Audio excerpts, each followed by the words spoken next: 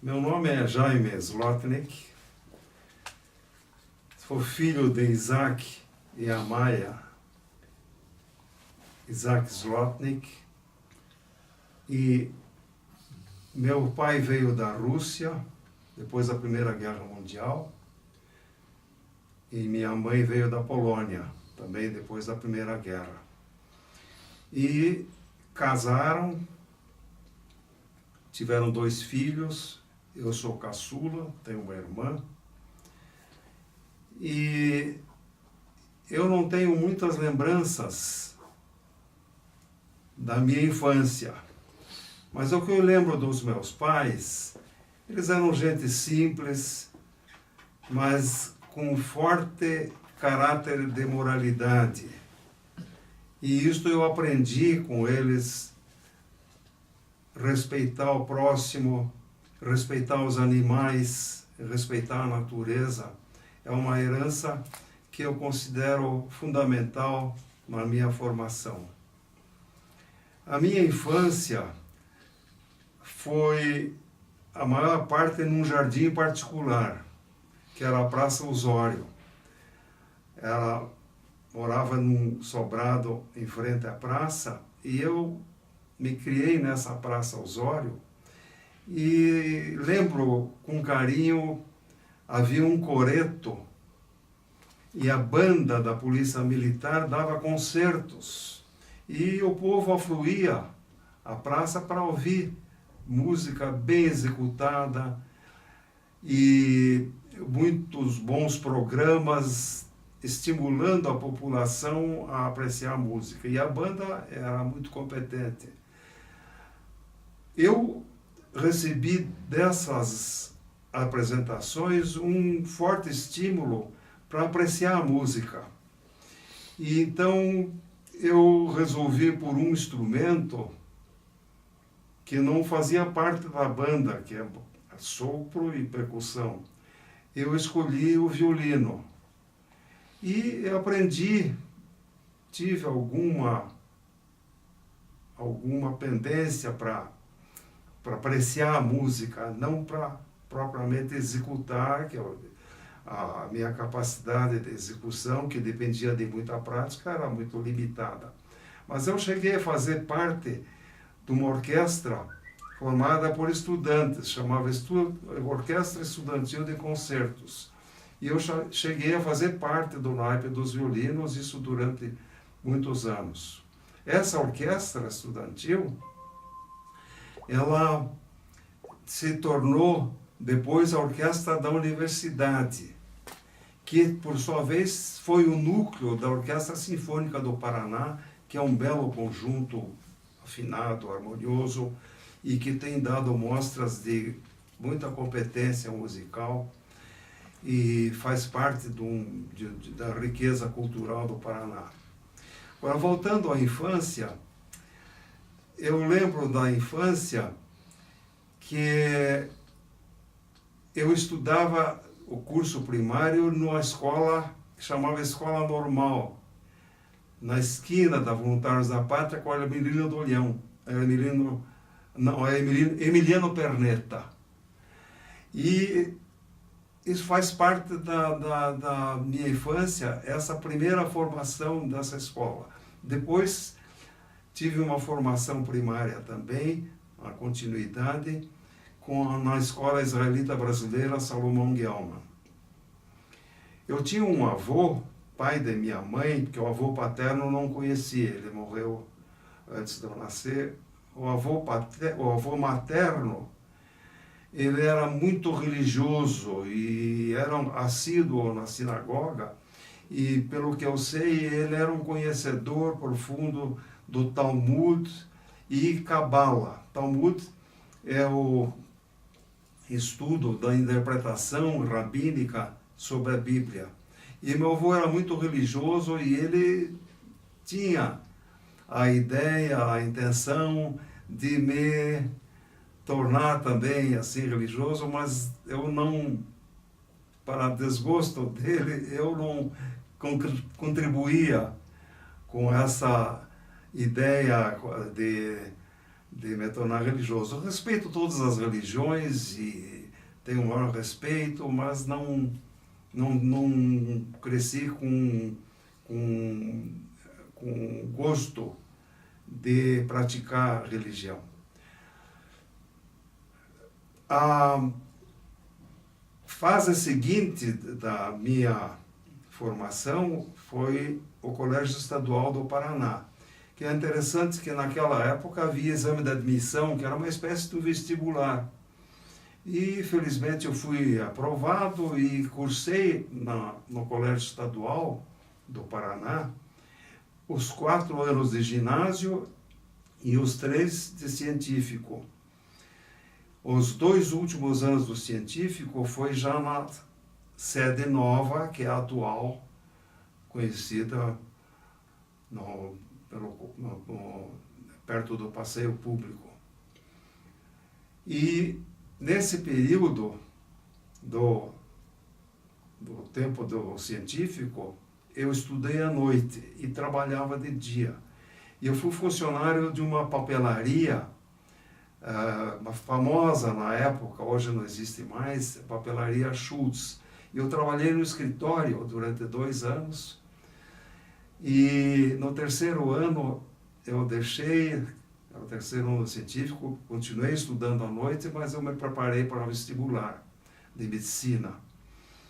E eu tinha um primo, também estudante de medicina, 2 anos mais velho que eu, e eu tive essa vontade de exercer uma vocação nesse sentido e cursei o curso Oswaldo Cruz, que tinha sido fundado pelo meu primo Jaime Gelman, que depois se tornou um famoso obstetra ginecologista. Mas então eu tive a satisfação de nunca ter sido reprovado e passei no primeiro vestibular e segui o curso de medicina com bastante afinco e vontade de aprender. Ao mesmo tempo, nas horas vagas, porque os horários das aulas não eram assim de sequência, havia intervalos entre uma aula e outra. Então eu trabalhei nesse tempo com medicamentos, eu era propagandista de remédios. Foi uma fase muito boa da minha vida, porque eu conhecia todos os médicos de Curitiba, praticamente, porque Curitiba, nessa época, da década de 50, era uma província, né? E a década de 50, no início, eu fui obrigado, e não nada que fosse a contragosto, eu queria mesmo, fui servir o Exército. E havia, então, como o CPUR, Centro de Preparação de Oficiais da Reserva, eu cumpri as aulas do CPUR, que eram todos os domingos durante 2 anos, e 4 férias de verão e inverno durante 2 anos. Foi um tempo muito feliz, fiz boas amizades, eram bons companheiros, e foi uma satisfação servir o Exército numa época que muita gente queria escapar dessa obrigação. Eu, pelo contrário, eu me senti muito bem, foi um tempo muito feliz da minha vida. E em 53 foi efetuada uma formatura festiva, porque coincidiu com o centenário do Paraná. E foi uma ocasião assim que o Paraná comemorou o seu centenário, inclusive com festas escolares, né?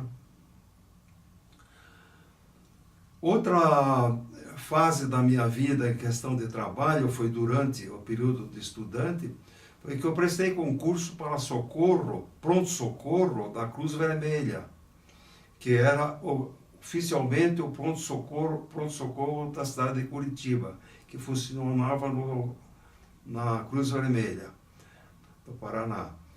E eu fui aprovado na ocasião em que estava passando do 4º para o 5º ano de medicina. E foi um tempo também muito gratificante, porque eu vi muita coisa de medicina na questão de emergência, não é?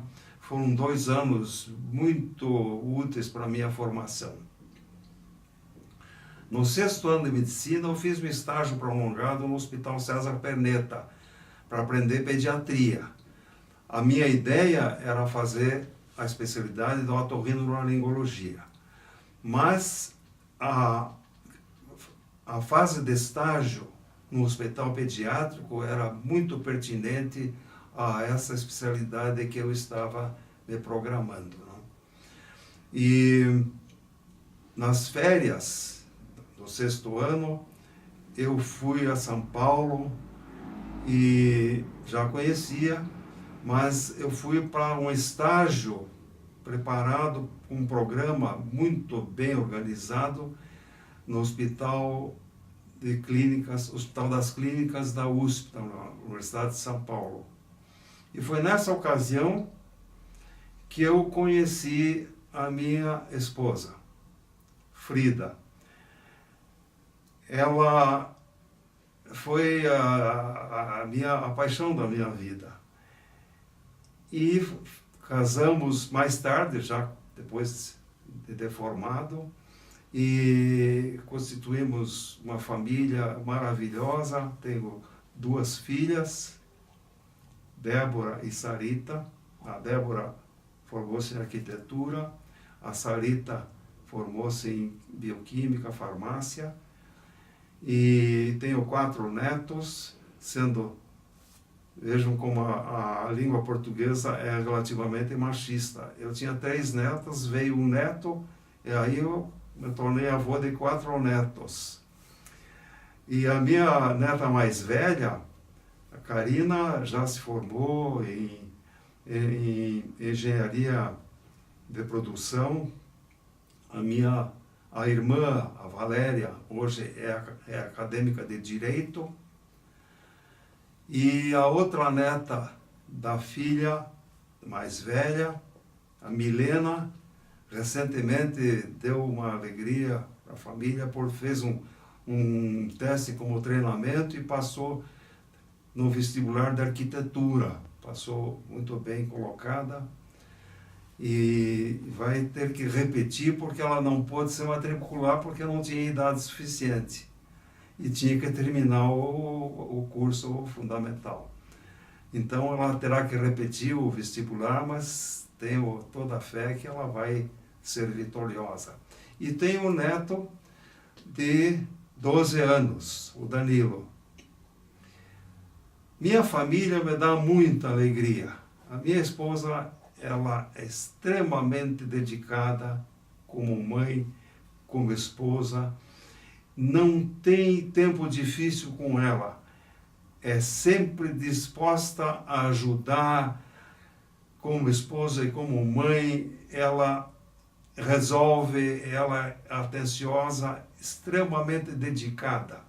Como mãe, como esposa, ela é, no meu entender, maravilhosa. Então, esse é um detalhe que eu estou comentando com relação à minha família, que só me dá orgulho, me dá alegria. O carinho da esposa, o carinho das filhas e dos netos me dá uma alegria incontida, não?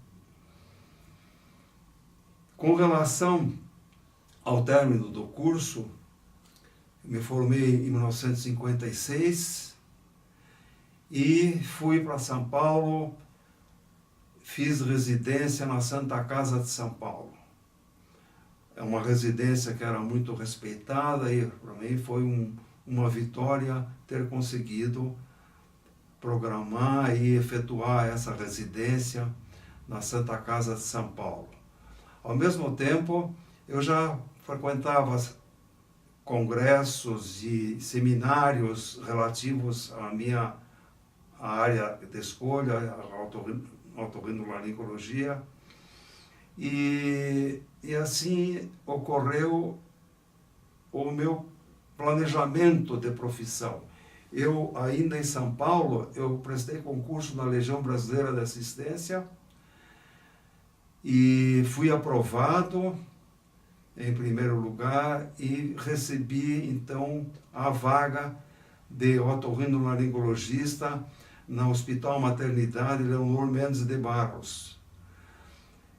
Eu fiquei um pouco menos de um ano nesse emprego, porque a minha ideia era voltar a Curitiba.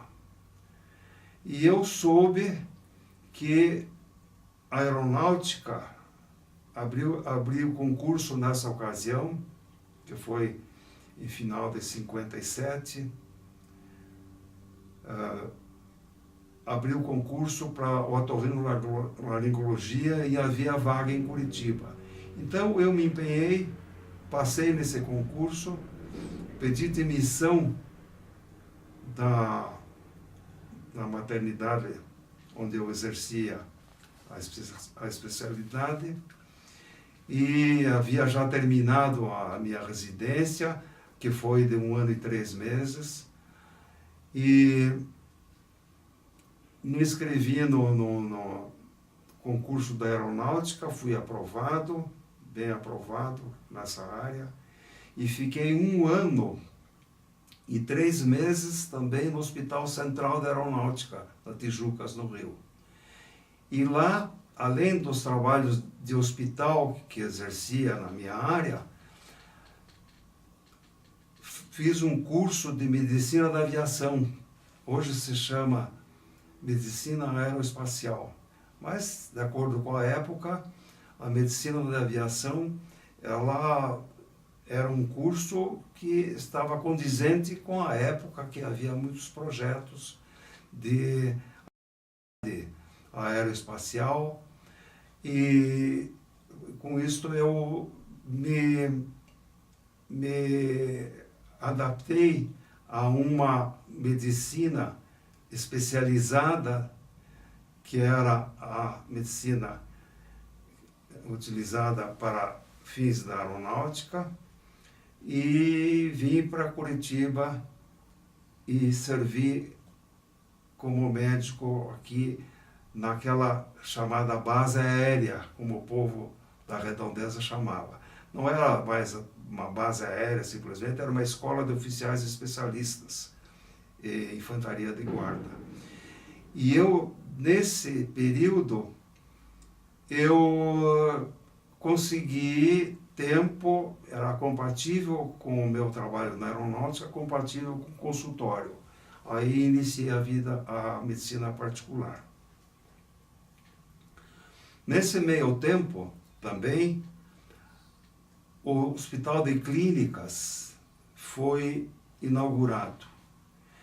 E eu iniciei, então, uma atividade no Hospital de Clínicas como voluntário, na área de otorrinolaringologia. Não demorou muito, fiz um concurso de instrutor de ensino e entrei na carreira universitária, na carreira do magistério, com esse concurso. Acontece que depois de alguns meses, a reitoria proclamou uma vistoria de tempos de acúmulo. E na ocasião, isso já foi a partir de 64, porque era compatível o horário da aeronáutica com o trabalho do Hospital de Clínicas. Eram horários compatíveis. E eu fui, então, convocado pela reitoria a esclarecer a minha relação com a aeronáutica. E era um período militar, e então eu fui obrigado a fazer uma opção. Ou ficava como na carreira do magistério da universidade, do Hospital de Clínicas, ou então ficaria na aeronáutica subindo a carreira. Nessa ocasião eu já era capitão médico, e aí eu, pensando bem com relação ao meu futuro, eu fui ao comandante, que era o brigadeiro Jardim de Matos. O brigadeiro Jardim de Matos era o comandante, ele depois chegou a ser ministro da Aeronáutica. E eu expus o problema a ele. E ele então disse, bom, você escolhe. E disse, então eu vou escolher o magistério, porque eu já estou vinculado à reitoria da Universidade Federal do Paraná, já entrei no início da carreira do magistério, e eu então vou preferir deixar a aeronáutica. Aí ele disse para mim assim, brincando, então você pede demissão do serviço ativo e você vai para a reserva não remunerada.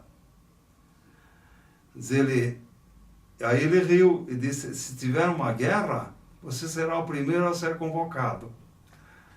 Aí então eu aceitei de bom grado o sorriso dele, não é? Porque isso não teria importância, ser eventualmente convocado. Mas eu disse, bom, eu vou preferir então a universidade. Aí ele me disse assim, olha, nós teríamos uma primeira preferência que você ficasse aqui conosco na aeronáutica. Mas se para você, para a tua carreira, é melhor você ir para a universidade, eu vou te dar uma boa notícia, se você aceitar. Nós vamos te contratar como médico civil. Aí eu fiquei satisfeito, porque poderia acumular. E fiquei 23 anos como médico civil da aeronáutica, exercendo as funções, tanto na aeronáutica como no hospital de clínicas e podendo fazer a carreira. Eu fiz realmente uma carreira que eu acho que foi muito interessante para na ocasião, meu presente e meu futuro, que eu fiz concurso para assistente, fui aprovado, e depois, já na década de 70, eu fiz o doutorado e fiz o concurso de livre docência, e a minha tese foi sobre ruído industrial em Curitiba. Então já era uma forma assim de lidar com uma questão ambiental. Isto foi muito interessante, porque sendo uma questão ambiental, eu tinha uma preocupação de saúde com relação a temas de saúde e questão ambiental. Eu acompanhava os relatórios da Organização Mundial da Saúde com relação a fumo, consequências do tabaco, consequências de doenças tabaco associadas. E aconteceu que isto, já na década de 60, eu aconselhava os meus pacientes e os meus alunos a um combate sistemático contra o tabaco, numa época que fumar era glamour, era charme, muita influência do cinema americano, e havia em toda a cidade, isso em todo o Brasil, outdoors exaltando a beleza, o lado bom da vida, cavalos, barcos, pessoas bonitas fumando, e aquilo era um chamariz notável para a juventude iniciar a dependência tabágica. Eu, já na década de 60, logo que iniciei a minha atividade no magistério, eu combatia o fumo e assim sistematicamente. Mas isso era, tanto para clientes como para alunos, era uma atitude assim muito pequena, muito pessoal. E eu tinha intenção de ter uma atuação mais ampla perante a população. Então surgiu a primeira oportunidade, surgiu quando o Jaime Lerner se tornou prefeito, no ano de 1971, e eu então o convenci, numa conversa informal, que ele poderia ter assim uma boa atitude proibindo o fumo no transporte coletivo urbano de Curitiba. Ele achou excelente a ideia, ele também, por questão respiratória dele, ele era assim, naturalmente antitabagista. Ele achou excelente a ideia e não demorou muito, não demorou mais que 3 meses, a lei estava sancionada por ele, prefeito, tinha passado pela Câmara, apesar do lobby da indústria tabagista, e a lei funcionou. No dia que foi sancionado, no dia seguinte já funcionou. Claro que as empresas de transporte, elas tinham interesse porque as pessoas queimavam os bancos com cigarro, e havia esse interesse, mas as empresas manifestavam também a sua satisfação porque o motorista era respeitado, para não ser fumante passivo, e os passageiros não fumantes também eram respeitados, não serem fumantes passivos, e foi uma lei vitoriosa. E muitos municípios imitaram Curitiba. Foi uma coisa assim muito bonita, porque não havia nada na questão oficial da saúde, tanto federal como estadual, como municipal, que se importasse com essa questão da dependência tabágica. Mas sob esse efeito, Curitiba já deu um exemplo, isso foi no ano 71. Tinha havido uma portaria anterior, anos atrás, quando Moreira Garcês foi prefeito, uma portaria solicitando que não se fumasse no transporte coletivo. Mas isso não pegou porque era muito frequente, a maioria da população adulta fumava, e isso não pegou, e pegou em Curitiba, no transporte coletivo urbano, pegou, e muitos municípios, como eu disse, imitaram Curitiba. Mais tarde, no fim da década, e eu tinha conversado com 2 secretários da saúde, porque eu tinha feito também um concurso para médico da Secretaria da Saúde do Estado, e fui aprovado, e bem aprovado, e me tornei médico da Secretaria da Saúde. Então, eu tinha assim, um certo empenho em convencer secretários de saúde para se iniciar um programa com um antitabagista com o aval do governo. 2 secretários, que eu não vou nominar, por respeito, já são falecidos, eles não quiseram. Disseram, não, um disse, não, isso é tabu, não vamos mexer com isso, e outro simplesmente não quis envolvimento com o movimento dessa ordem. A indústria tabaqueira era uma indústria muito atuante e muito influente, e a propaganda era muito insinuante, não é? No final da década de 70, tornou-se secretário da Saúde um médico chamado Oscar Alves. E eu fui a ele e propus que o Paraná se tornasse um estado pioneiro da indústria do tabaco, do combate ao tabagismo. E ele disse assim, eu topo, faça um programa. Aí eu, conversando com colegas lá do Hospital de Clínicas, professores, né, e eles aprovaram a ideia e fizemos um programa, e eu levei ao secretário da Saúde, e eu me tornei assim uma espécie de responsável para que o programa antitabagista se tornasse vivo e eficaz. E isto foi aceito pelo secretário da Saúde, e ele convocou então, da comunicação social do Palácio, um jornalista. Aderbal Fortes de Sá Júnior. Esse jornalista de extrema inteligência e competência, fizemos uma parceria e ele se revelou realmente competente. Foi organizado um programa incluindo a mídia, concurso de cartazes das escolas, enfim, um programa assim pleno, com aval da Secretaria da Saúde, e o Paraná se tornou um pioneiro nesse sentido, dando exemplo ao resto da federação.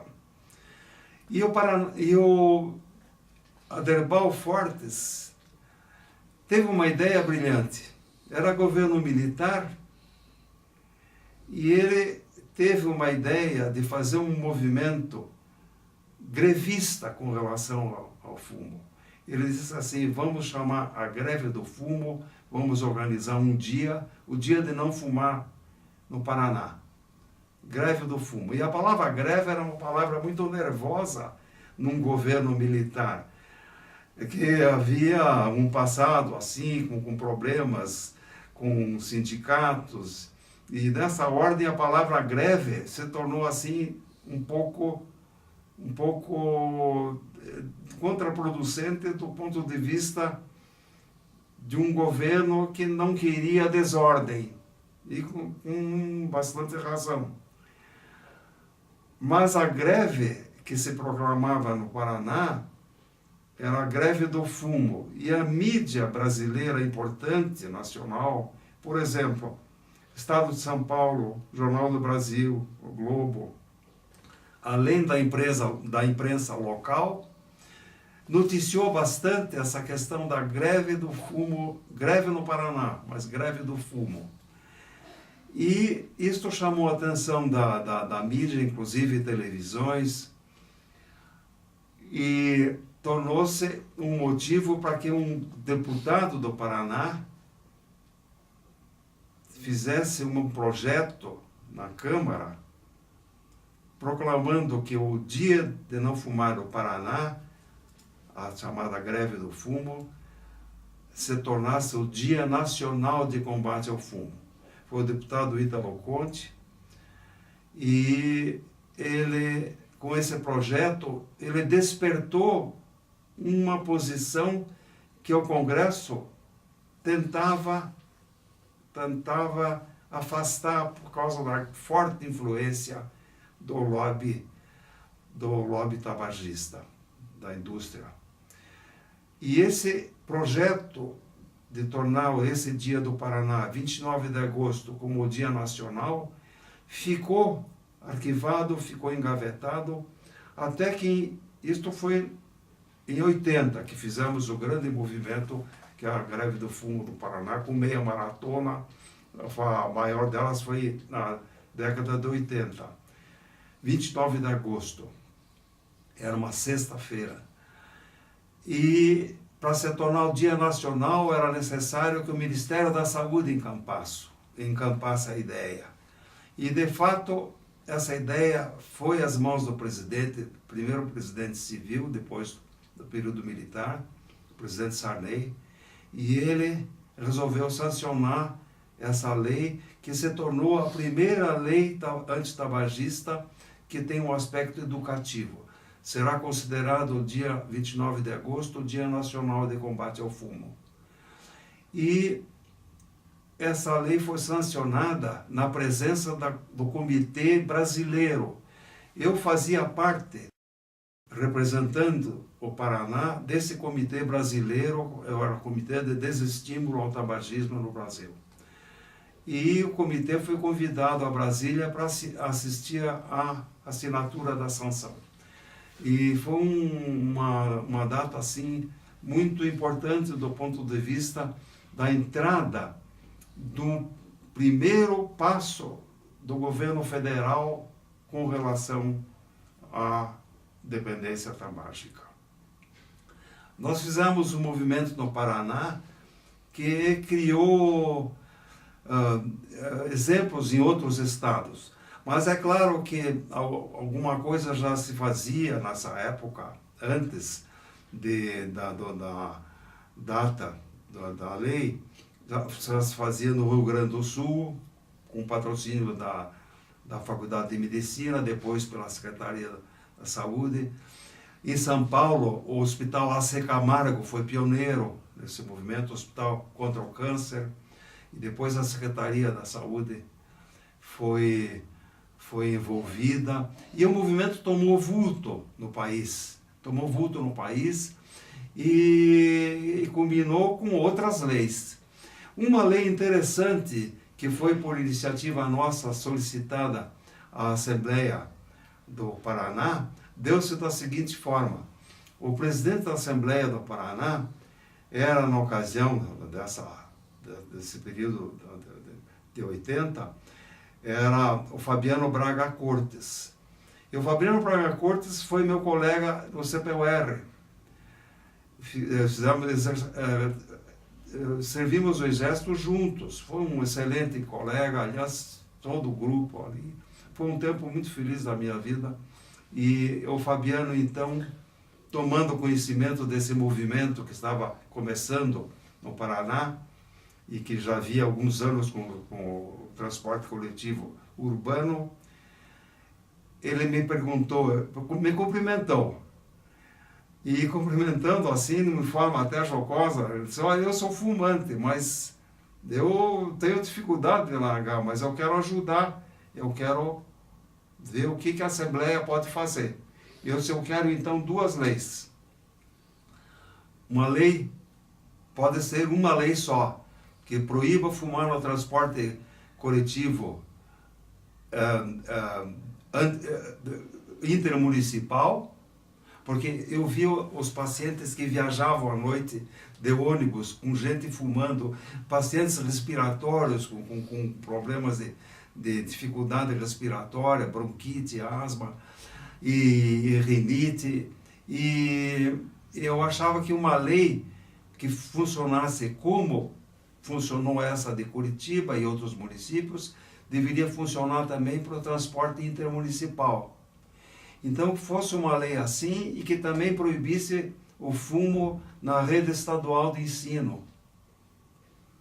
E isto também já havia um movimento nesse sentido com relação ao município de Curitiba, mas uma lei estadual não havia.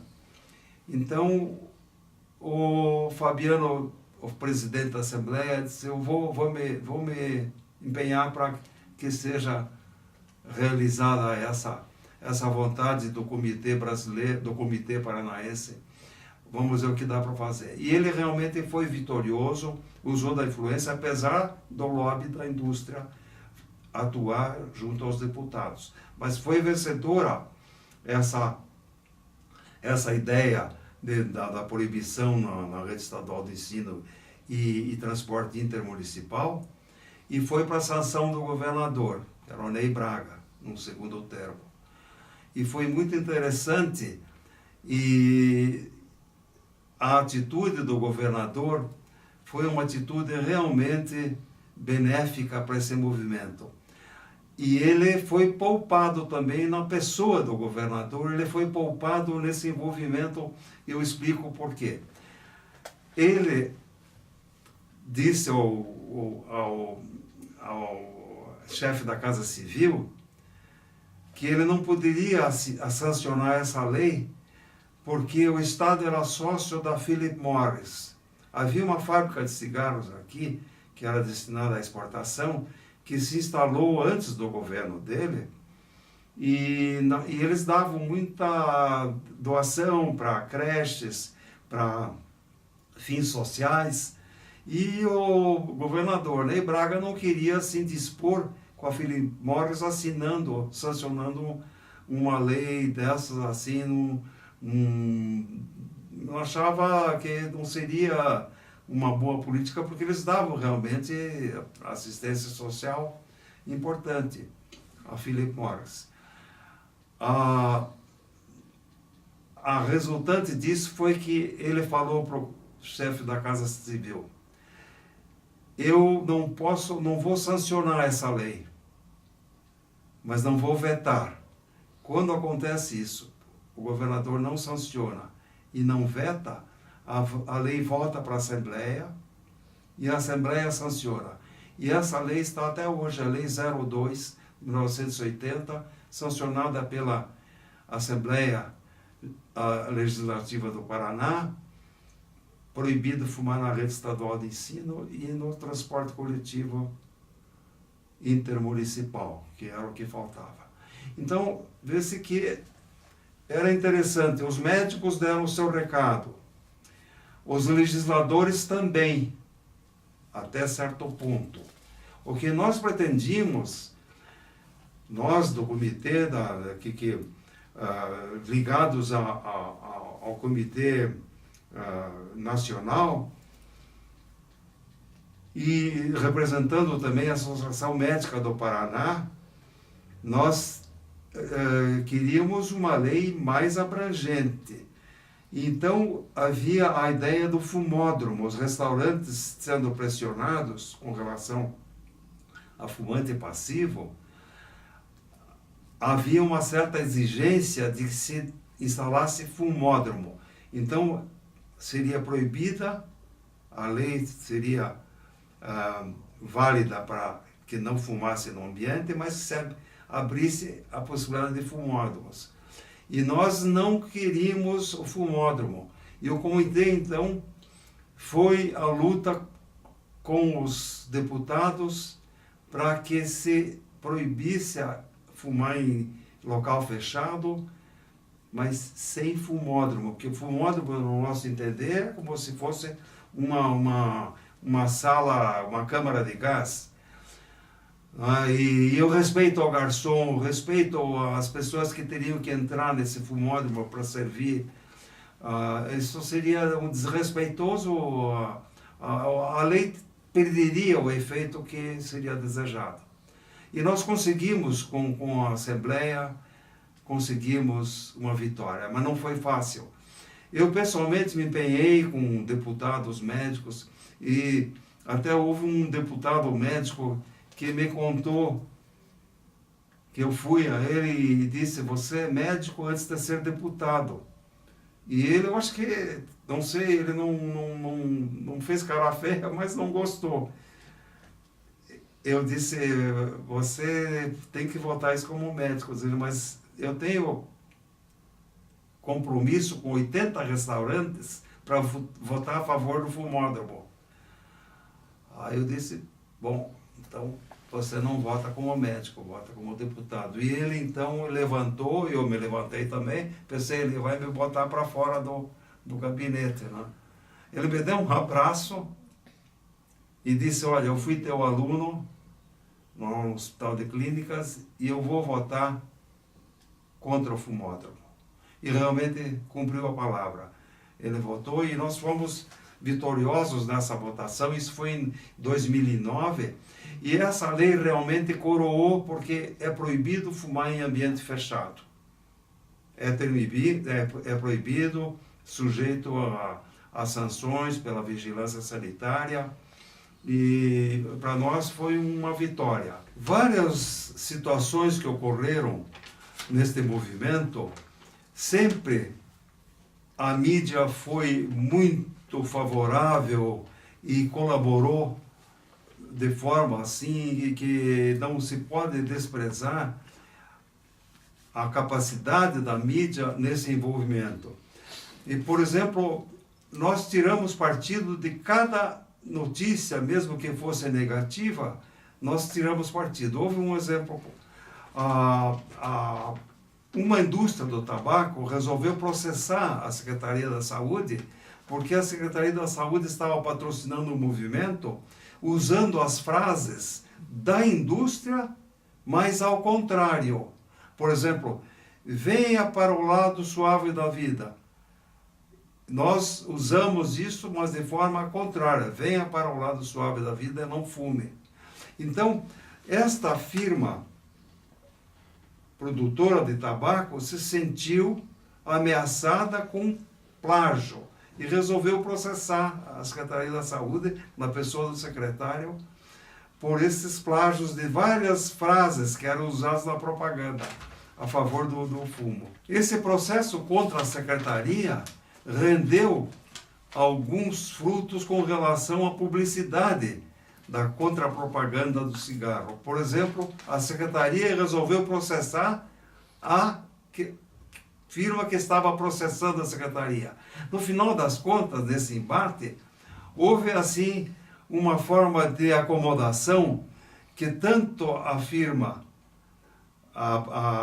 tabageira retirou o processo e a secretaria, por sua vez, também retirou o processo. Mas tudo isso deu notícia.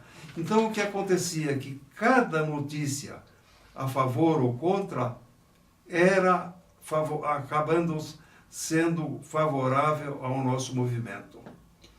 E houve, a propósito também, foi realizado e o Estado bancou um seminário da saúde com luminares da medicina brasileira e não só médicos. Por exemplo, um médico nosso, Constantino Constantini, apresentou um trabalho original sobre o efeito do fumo na dinâmica cardíaca.